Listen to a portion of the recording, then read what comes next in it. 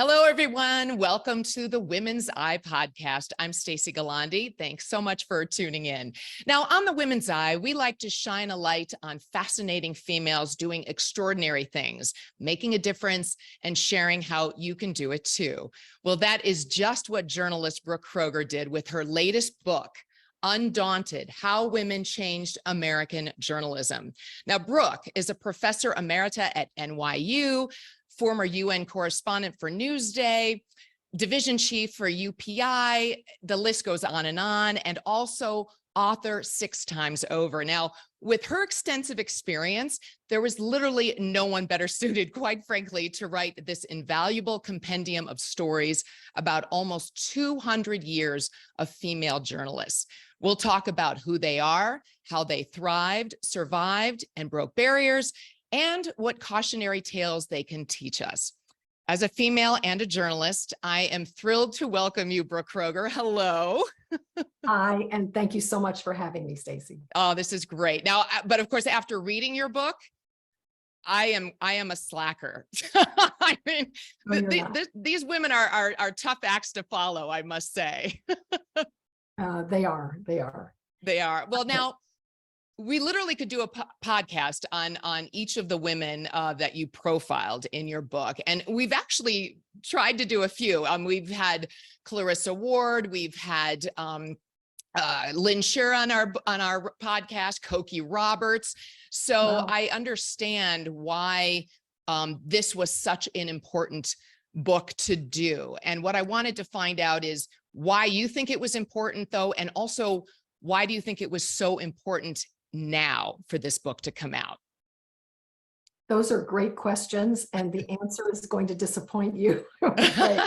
So the book was brought to me as an idea by a man of a certain age who had at one time in his career, I think probably the early 70s maybe, or late 60s, probably early 70s, I guess, had been at the New York Times and understood what a boys' club it was. That was one reason. And another was, oh, Alexa, turn off. Sorry. That was reminding me to get on this call. He went looking for such a book in connection with something else he was working on and realized that there wasn't one. I was able to inform him that there was one in 1936, but that's the last time anyone attempted this. And I didn't know him. He sent me a cold call email saying, would you be interested in discussing such a project? It was just when I had announced I was going to retire from NYU. So this is kismet. Just when you think you're leaving, they pull you back in. Well, I think it was more than that. It was like, holy smoke, I would really like to do that. Oh. So that's how it came to pass. We went to lunch and seemed like we could make it happen. And he was really a full partner in this completely throughout. He's a brilliant editor. Oh, fantastic. But also too, like, I don't know if he thought this timing was perfect. I know it was about 4 years ago that you started this daunting project. Yeah, so you could see in 2018, 2019, with the Me Too movement, coming to a crescendo, that idea might come to you. I mean, I can see that. And coming to now, where that seems to be in more of a denouement, though I think it holds. I think what happened in the Me Too movement very much holds. Not many or any of those men, so far as I know, has found his way back to grace. But so that's really something when you look at this 200-year history and how much people did and felt was fine for an awfully long time. Absolutely. So there's that. And then also, as I was, seeking for myself, saying, why is this important to do now when we're a little bit past the cusp of Me Too? I think it also has to do with what's happening on the internet to women, which I've written about a couple of times recently, and how horrific it is for women. Of course, men, suffer the same sort of nasty abuse online, but for women, it gets physical, it gets personal, it gets sexualized. And then you have to ask, what are the roots that cause that to happen? Why is that happening to women who write about the same sensitive or incendiary subjects as men do, but why is it worse for them? Why is it so pointed, so harsh, so nasty?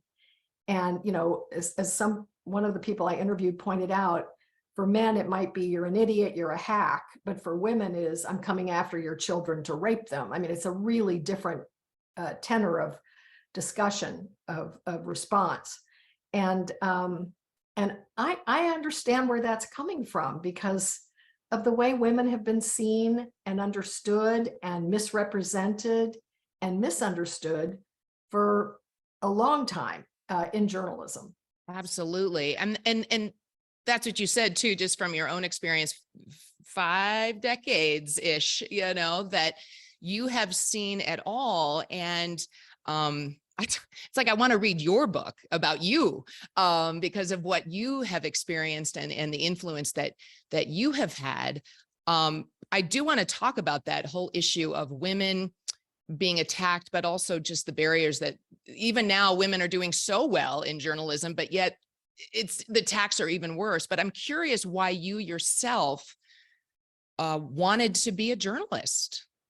What drew you to it? Who were your idols? Nellie Bly. Lots of young women of my age group read juvenile biographies of Nellie Bly. I mean, for me, it was the bookmobile, and every week you take out Clara Barton or Florence Nightingale or Booker T. Washington or, whomever. And Nellie Bly was one of those books. And as a 9 or 10-year-old in, this would be the late 1950s, I guess. Yeah, middle to late 1950s. It would have been, oh, there's something to do besides being a nurse or being a teacher that was a life of service. And this is like a whole lot more exciting. Yeah, I know exactly. So there was that. And I noticed when my first book was about Nellie Bly, it was the biography of Nellie Bly. And that came out a long time ago, 1994. And it was widely reviewed, largely thanks to a fantastic publicist named Malcolm Margulies. But it was really widely reviewed. I mean, there must have been 80. This is at a time when almost every newspaper had its own book review. And I can't tell you how many started with those words, when I was a girl of 10. Oh. She really had that kind of impact on a lot of us. And then through National History Day, which is something middle schoolers do, they are required to have a live interview subject along with their historical research. And I have often been that go-to because I'm not dead yet. And it astounds me how many of them also see her in the same way. These girls of this generation, just are excited about Nellie Bly. So she was that to me. And that's really how it got started. My daughter was doing a school project. I suggested she do Nellie. We realized that there were 2 books. They didn't agree about facts. She says, why don't you write a real one? So that sort of got me down the archival route for the first time. And now I've been doing that for a long time. But having the experience that you've had in so many amazing roles, I mean, you have been with so many of the most prestigious media outlets, that have existed. But were you surprised by so much of your research and what women went through, starting literally from the 1840s until now? And the things that did change, the things that didn't change, because you could relate to it.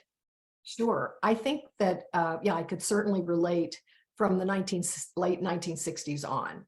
So what was interesting in the late 1960s was the birth of second wave feminism, which of course was very much a part of my milieu in college and thereafter. And by the time I went to work in 72 after grad school, we expected that we had equality. There was a real sense, there was an interest in hiring women. The Vietnam War was on. That meant there were lots of positions because men had gone off and we were not going to get drafted. A lot of women owe their start to the Vietnam War. It's, one of those ironic opportunity moments. So all that was true. But having been in the 60s and then so many years later working on Nellie, who is born in 1864, this book starts 20 years earlier, but She's born in 1864 and starts working in 1885. So I had done that chunk of history. And the question I was left with that just made me insane was, why were we considering all these issues anew in the 1960s and 70s when these women had already grappled with it in a real way? You know, where did the amnesia come from? Where did the amnesia come from? And so then for my second project, I don't know if you want to go into all this, but in my second project, which was a biography of Fannie Hurst, a very forgotten short story writer and novelist, film buffs might remember her from Imitation of Life and Backstreet. Those are her stories. Yeah. She's a really interesting cat, and really a real proto second wave feminist, because she is ringing that bell early about don't give up the gains we've made during World War I. Don't give up the gains. And women were indeed running back to the kitchen, largely because they needed to rebuild the country. So many men had died, but also because they just retreated in a real way. And then it was like everything that everybody knew was wiped out and had to be discovered again. So that was interesting to me. That's why I did that book, because she lives from 1885 to 1968. So it took you through that whole period. So, and she was also a big magazine writer. So that put me in magazine culture. Nellie had put me in newspaper culture. For this book, I went back to do the 1840 to 1880 period, which I didn't really know. So that was actually fun for me. Yeah.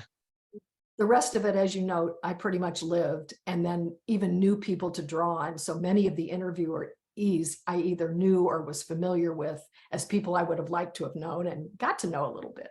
Exactly. I know that's the unfortunate thing, is like, oh, these women were so fascinating back then, but you know, you wish that you could have, you know, met them, but you probably feel like you know them so well. But I'm almost, oh, go ahead. I was going to say that quite a few of them did oral histories thanks to the Washington Press Club. So there were some great oral histories to draw on, and that was extremely useful for those who were no longer among us. You feel like you could get into their head a little, I guess. Yeah. Others have left archives. Because of COVID, I was a little bit limited because the libraries closed for 1.5 years during the writing of this book. Yeah. But I did what I could. I like primary sources better than other people's work. So as much as possible, I try yeah. In fact, I got to go back and then just read your notes section in your book. I haven't read that yet. So Stacey, let's just say this book is not 500 plus pages long. It's under 400 pages. It's just 140 pages of notes. Notes. That's it. But that, I mean, that in and of itself is a good read as well too. But you know, as someone who, you know, from a young age knew I wanted to get into journalism, I was much more a little on the broadcast side of things. So I would always read all the biographies about Jessica Savage and, you know, Judy Woodruff. I mean, that was my mindset. And, but I'm a little ashamed that I didn't know about the Margaret Fullers and Crowley and Child, you know what I mean? All of these fascinating women. And I think I think even for women now young girls getting into this, don't you think that that this is a super helpful guide for them? I'm so glad you said that, because I really think it's a career manual. I think it's full of do's and don'ts. Yep, and I'm writing that down. missteps and triumphs over conditions that are not entirely gone. I think we do feel inequality. You know, you were saying how women are doing so well in journalism now. And when you read the book, you understand, sadly, that one of the reasons for that is that so many things are falling apart, audience is gone. And this is often and historically has been when women get opportunity. So that's, you know, a real positive negative that you really only understand by taking that history decade by decade and watching this very slow journey towards parity. Yeah. You know, that's a really interesting part of what you've been discussing since your book came out about, yes, all of these women who are in charge of media companies and publications and newspapers. And this is amazing, but you're almost, you seemed hesitant because you feel like that means that we're heading in crisis mode or something, you know, that when women are flocking in, it's because the men are retreating.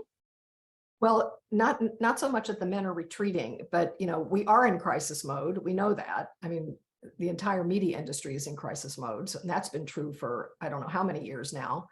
That's just a fact. But what has happened historically in other cases, like suddenly in the 1930s, a woman will become city editor and everybody is abuzz about, oh my goodness, a woman. And within a year or two, that paper fails. And that just happens over and over again. I And know, so it's so a little bit of scary. it's a little bit of a Hail Mary pass, just, well, let's try this now, or we're open to that. And even in the years when I was at UPI and the company really was going down the tubes, I mean, why at 32 years old would I be in charge of Europe, the Middle East, and Africa? Not a whole lot of good reasons, except there was no bench anymore. I have to just tell Well, the you're truth. very talented and very smart and knew your work. Yeah, but still, I mean, I looked around and thought, oh yeah, I really am the front line. I mean, it was that kind of a feeling. Even then, we had many women bureau chiefs across Europe, and those are, were obviously the gem jobs. And our vice president would talk about himself as Phil Spitalny and his all-girl orchestra, which he thought was amusing. We did too. It was true practically. And he would say, we can get much more talent for the money because we don't have any money by hiring women.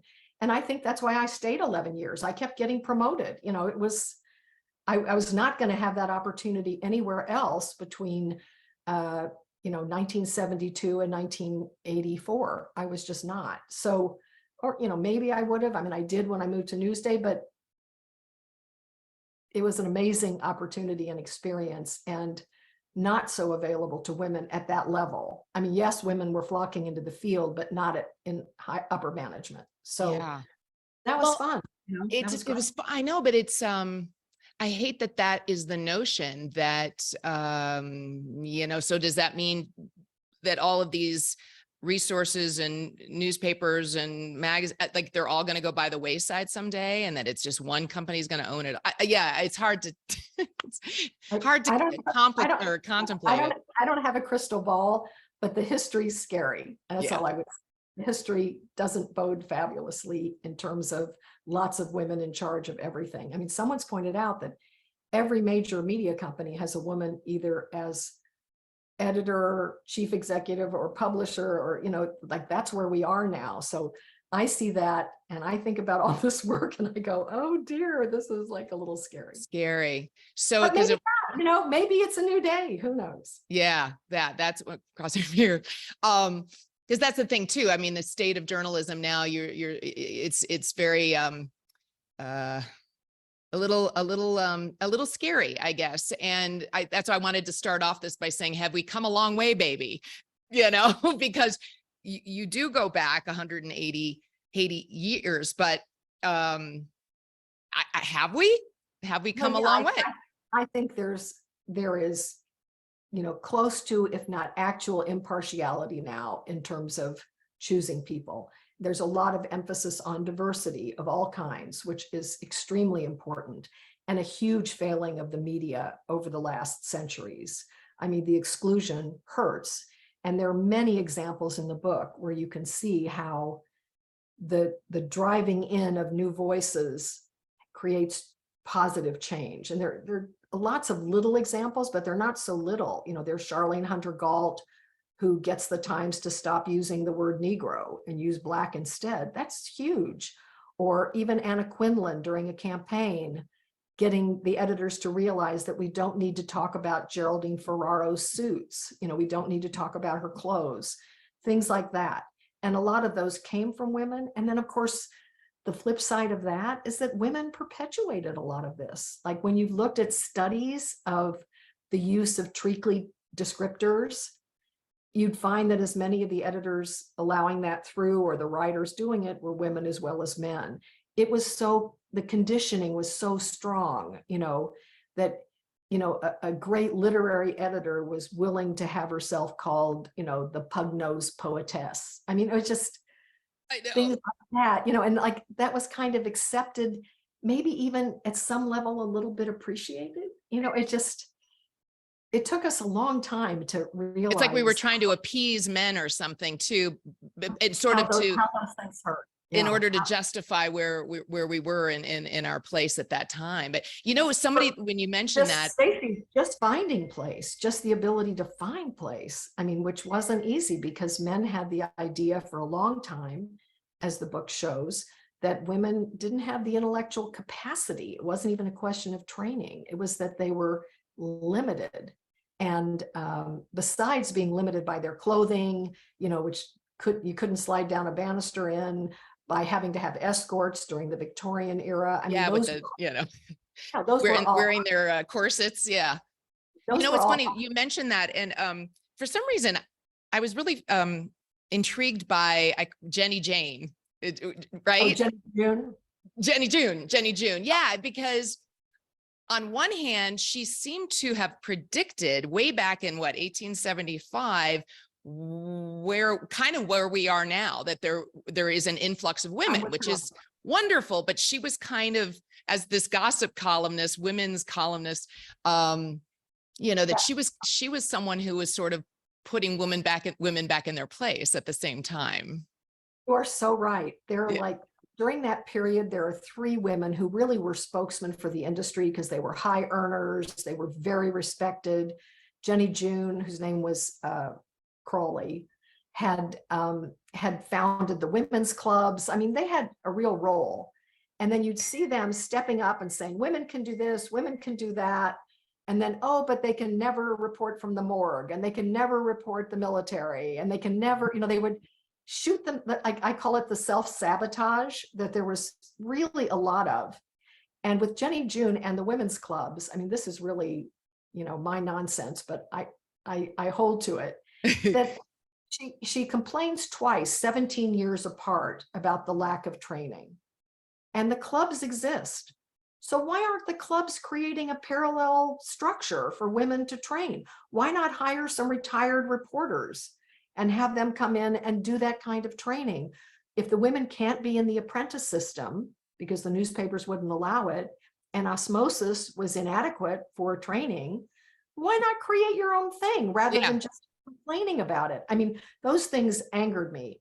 And then also exactly what you pointed to, the saying of things that they can't do, continuing to say that when of course that wasn't the case, and we know that very well now. Look at conflict zone reporting now. It's almost 80% women. I mean, especially on television, which you like so much, though. I mean, those fantastic women who are there risking their lives, as men, of course, have always done, but women have been doing since the 80s at a pretty high. Do you think that right now women journalists who are covering the world and conflict and crisis, is it even more dangerous than ever, would you say? Or well, obviously there are better weapons, but I think it's always been dangerous. There's always been deaths. There's always been captures. I mean, all these things have happened all along the way.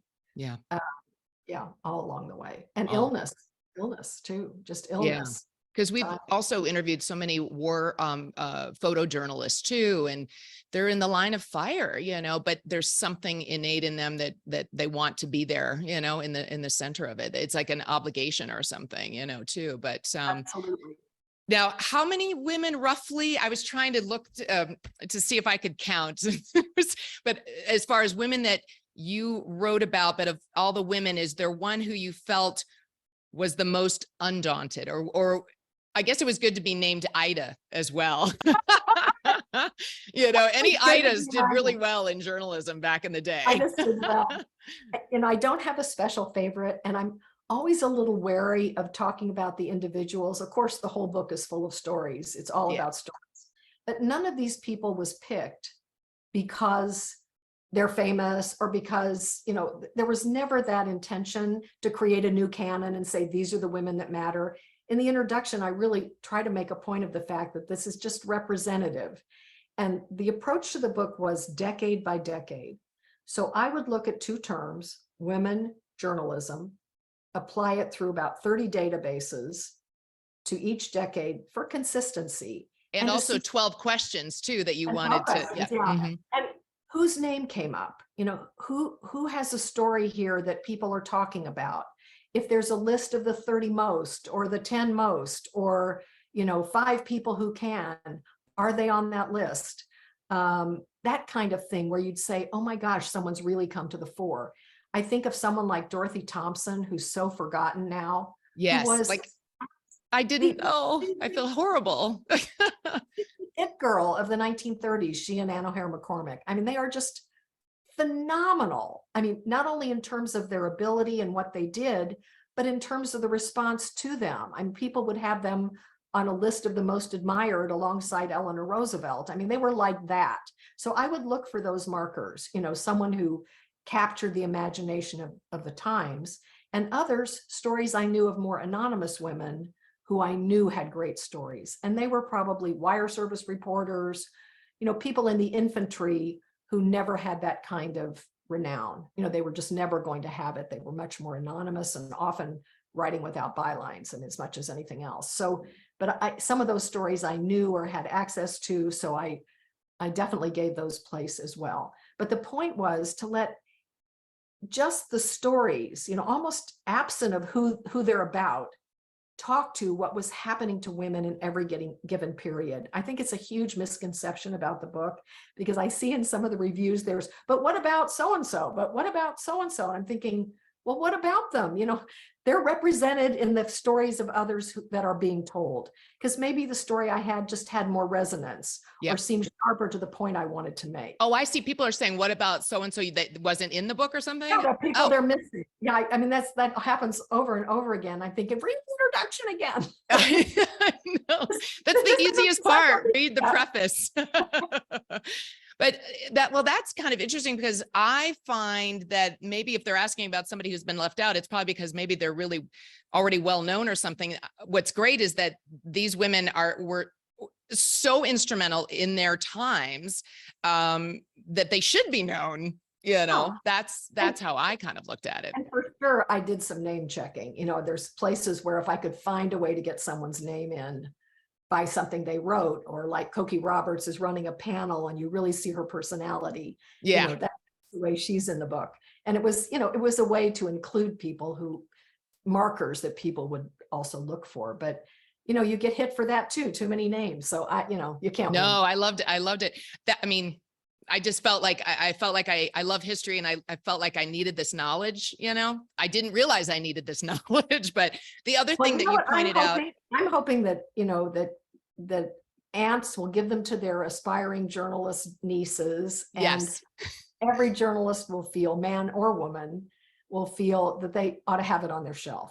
Oh yeah, it is really the quintessential.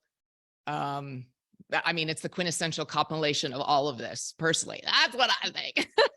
But also, not an encyclopedia. No, that's what's great. It's like you're all sitting around a table and you're telling us over, a glass of wine, all these amazing stories. But another point you pointed out in another interview that I saw was that these were all women who were very exceptional as well. So, I sit here and compare myself, but I'm like, I feel like it takes obviously a very high level of intelligence, but also confidence to do what these women did in spite of the eras that they lived in. Notice what great networkers most of them are. Yes, especially Margaret Fuller. I don't know, that one stuck out, but she seemed to really work it. I think lots of them work it, and they are really good at that. That's not a particular skill of mine, but I really admire it. I think knowing how to do that is pretty key when the tides are not, in your favor. Something with this book, obviously you have your own experiences, of which I'm sure you've given people advice, even your own relatives. And, are there, I'm sure there are many, but cautionary tales, do you think that we need to know now and into the future that you've learned from these women, these trailblazers? I don't know if that's the right word. Trailblazers isn't always the right word, because usually there's a trailblazer before the one you're talking about, which is another thing about the book. It's like, no, you're not a trailblazer. You might have been clearing overgrowth and underbrush just as hard when you did it as they were 50 years earlier. But, so careful with that word. Yep. But I like one thing that came through is how important it is to create a good relationship with your most higher up. Like those relationships are key, which I think every editor would tell you about his or her or their publisher. That's one. I think for women for a long time, it was really necessary to be better and not make mistakes. That just seemed to be really important. And any deficit, any mistake was held against you in a major way. And not only against you, but then it got applied to women across the board. So that, the stereotyping was amazing. And as I was saying, when we started, a lot of the horror we're seeing on the internet now, on the web, comes from those lasting impressions, those negative impressions that have a very long half-life and just don't die. And that doesn't just apply to women, that applies to any discriminated against group. It's just, it gets hardened, and you can see it takes centuries to break. It just takes forever. So that's a huge lesson to me. And those things just aren't entirely gone. And with the attacks on female, it's almost that there is a part of the population who feels extremely threatened. And of course, they're tied to these old stereotypes. And is there ever a time when we're going to cycle out of that? Or is it just that generation after generation keeps perpetuating those? I think, if the lesson of history is that you keep chipping away, and we certainly see change in this period. I mean, we see real change, at least people reflecting on it or getting threatened by it, getting threatened by the change. So because the change is real. But other than that, I need a crystal ball, and I don't have one. Exactly. I was going to ask you, like, just as Jenny June did a prediction. I don't know. Do you have a prediction at all for the future? I don't have a prediction. That's a little daunting task to do. A little daunting.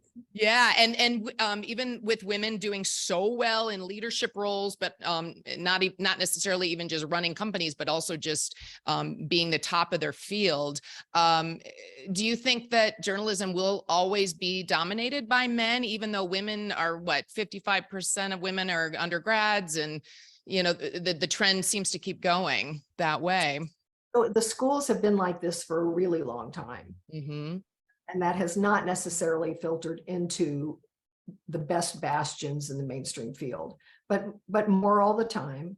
And then, as I said, as companies get on less firm footing, you see more women for some reason.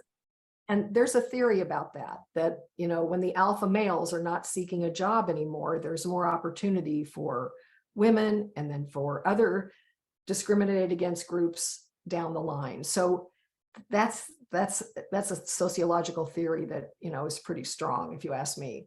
And that's the kind of thing we see. And journalism has lost a lot of its cachet. And I think so who's coming to want to do it? For whom is it still a dream? That's the thing. I worry, because a lot of even young kids that I've seen, but where there seems to, I don't know, it doesn't seem like the background, the training, the history is there, and I hope to help on that. Yeah, that's what's so great. I mean, you're going to start a whole new revolution, which would be fantastic. But well, Brooke, thank you so much. The book is Undaunted, and I don't know how you did it. I'm like speechless, because this is just so much work obviously went into this. So I thank you so much for joining us today and giving me a great education. Thank you for asking me. Thank you. And just keep reading through the index, which I think is what most people do. They do, and I'll maybe even learn more about you in the index too. So. No, I'm not in this book. I'm infantry. I'm not in here. Well, you should be. We, like I said, we need a chapter just on you. But well, thank you so much. Now you can learn more about Brooke Kroeger and Undaunted, especially if you want to be a journalist, by going to our website, thewomenseye.com. There you'll also find our books. We have 20 Women Change Makers. Just shop wherever you buy books and at changemakersbook.com. And also 20 women storytellers. We'll have to put Brooke in here next time. You can find that at womensstorytellers.com. Now, don't forget to rate and review us on Apple Podcasts and subscribe to our newsletter and our YouTube channel. Again, thank you, Brooke, and to you for tuning in to the Women's Eye podcast. I'm Stacey Gualandi. Remember, it's the world as we see it.